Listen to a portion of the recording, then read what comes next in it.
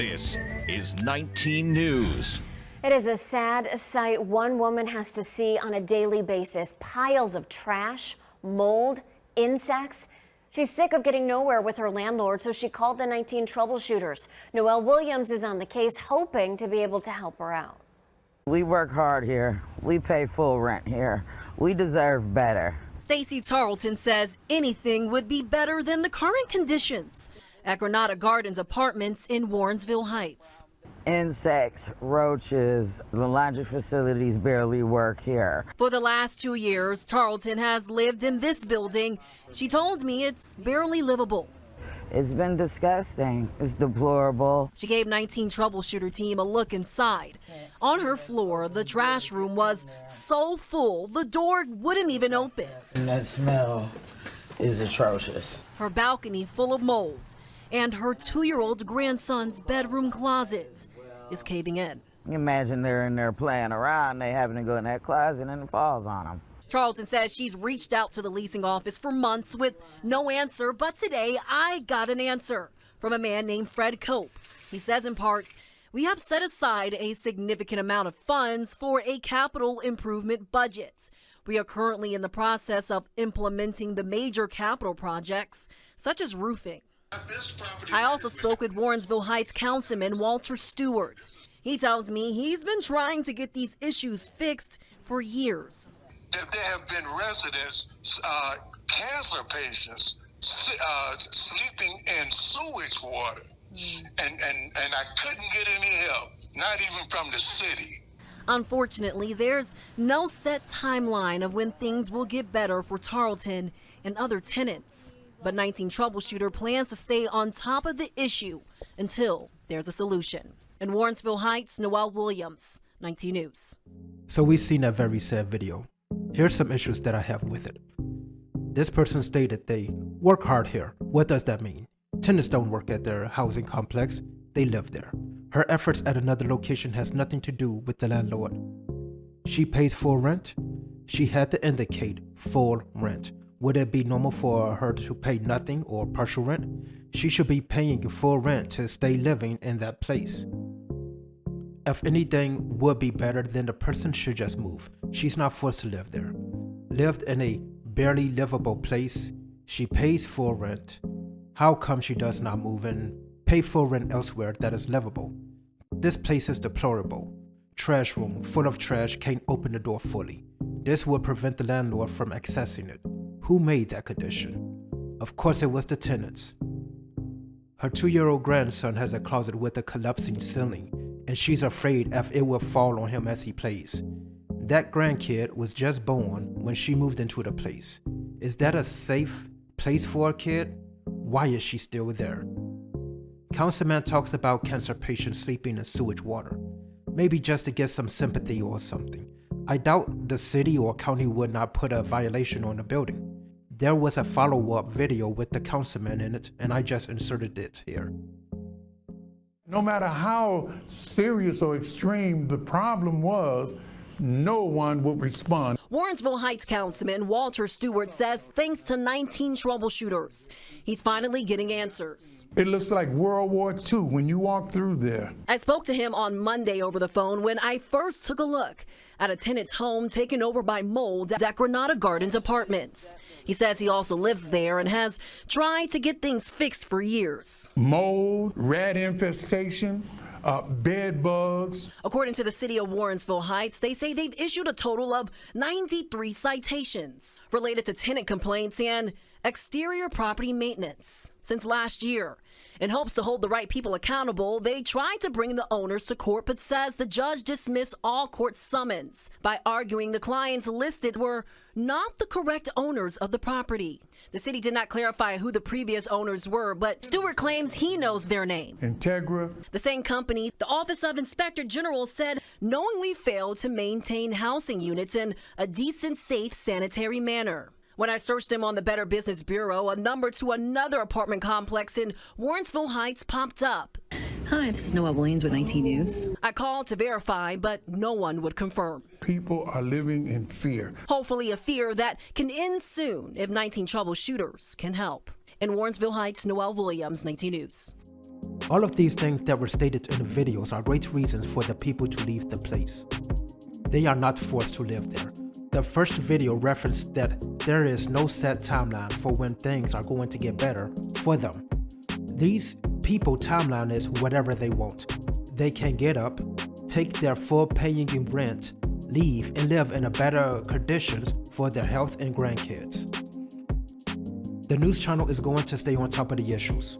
Staying on top of these issues is the tenants' affair. The grandmother and/or the group of tenants can throw out their own trash to the dumpster. I am assuming the building has one or more dumpsters. For her living standards, she must do what she can do to live in a better condition, even if it is something she doesn't want to do or thinks she does not need to be doing. This mindset is the victimhood mindset. Just woe is me, something bad is happening and there's nothing that I can do but complain and shout. When you first get into a situation, you are going to do a knee-jerk reaction, whether it's crying, gasping, or what have you. However, after you can grasp the situation, it's best to react to change or get out of the situation eventually.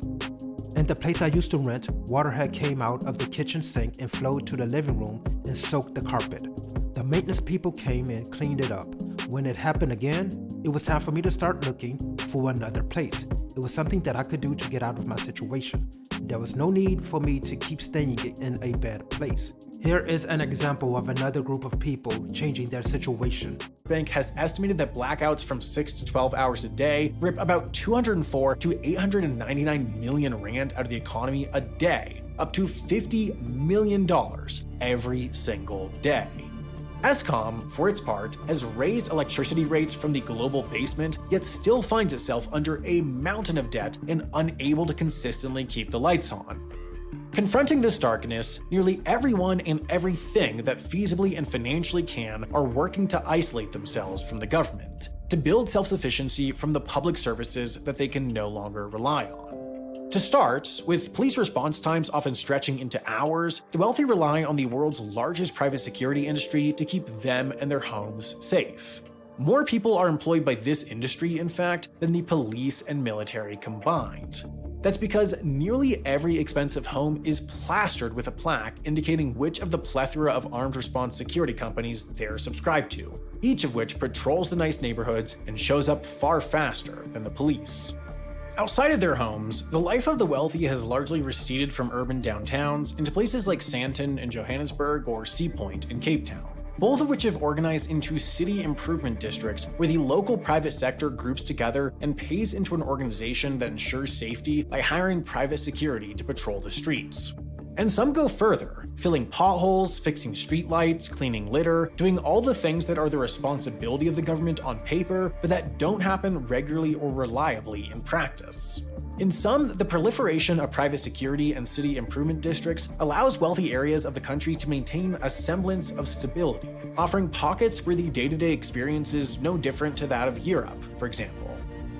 I know that most people would just focus on the talk is about the wealthy. However, we are going to focus on the overarching concept of making your situation better. So what happened? The government failed and the people were living in an unsafe and damaged situation. The infrastructure was failing, like electrical power and crumbling roads. The neighborhoods were unsafe and the government was not helping. What did these people do?